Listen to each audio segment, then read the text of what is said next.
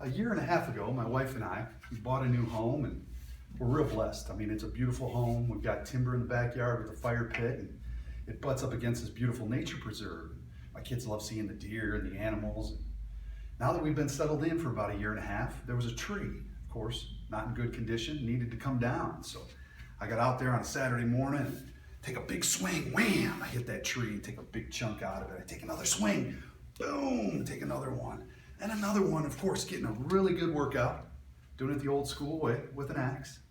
But finally, that tree, I hit it just right. That thing comes crashing over, I get the pride and joy of yelling, timber! That tree comes crashing down to the ground with a big thud.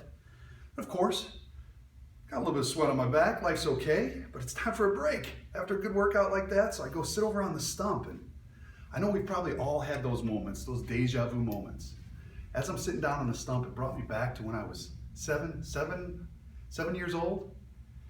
And growing up, I was pretty blessed. I had a lot of those old wisdom type individuals in my life, those old guys that just, my grandfather was seasoned, polished, professional in business. I had a great uncle up in northern Wisconsin that owned this lumber yard. And when I was 7, he took me on a tour. So we're out in the lumber yard, looking at the 2x4s, 4x6s. He was a proud man, showing me the entire operation. And 7 years old, this is great. Well, he says, hey, Dustin, hop in that truck. So of course, climb in that truck at age 7. We get in that truck, and the world of northern Wisconsin. Gravel roads, so we're going up and down the roads, and about 2 miles in, I start seeing some trees that are down and some trees that are still in the ground. And he pulls up and he goes, Dustin, they cut these trees down, they take them to the mills, and they end up in our lumber yard. He's like, why don't you have a seat? So I go sit down, and I'm sitting on that tree stump. And I'll never forget, my uncle was telling me a story. He said, Dustin, I had this real young, and he calls him whippersnapper. This young guy, really strong, really energized, needed a job. And he goes, I try to be a good person and pay people right, do the right things. And so I hire this kid, and he comes in, and he's full of energy. That first day he comes in, boom, knocks a tree, another one.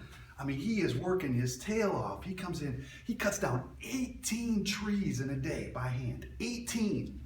The average person might be cutting 7 or 8.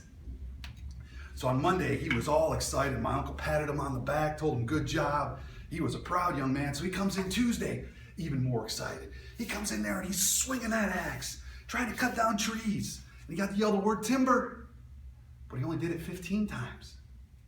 Came in on Wednesday, he was promising my uncle, he goes, Gene, I'm gonna work harder for you. I'm gonna knock down more trees. And he came in, he even skipped his break time. He worked all the way through the day. And he cut down 9 trees. Now this young man, he's all rattled, trying to understand, was he losing his muscle? What's going on? So Thursday comes, he cuts down 8 trees. Now he's really discouraged. Mentally, he can't figure things out. But he promised, he came up to Gene Friday morning, my uncle, and said, Gene, I'm gonna cut down a lot of trees. Gene says, all right. So he comes in, swings that axe all day long, cuts down 7. Young man went home over the weekend, was super discouraged, came in Monday morning, wanted to give my uncle the axe and said, Gene, I don't know what's wrong. I'm working extremely hard. I'm not taking breaks. I'm doing what needs to get done. And my uncle turned to the young man and said, young man,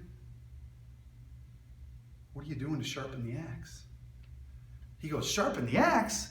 He goes, I've been cutting down trees all week. That's when my uncle then turned to me and said, Dustin, in life, it's about keeping your axe sharp. No matter what you do, where you go, who you meet, whatever you accomplish in life, be sure to stay sharp. Be sure to gain knowledge, educate yourself. The world is evolving. If you don't move with it, it's gonna pass you by. It's not about the muscle. Sometimes it's not even about the hustle, but it's about keeping yourself sharp, doing the little details that count. And I'll tell you, from that day forward, when I was 7 years old, those impressions, especially the information our elders give us, sometimes that resonates so deep and it defines who you are. To this day, I will always make sure that I have the proper knowledge and education to make my professional life, my personal life, a better place. Always keep the axe sharp.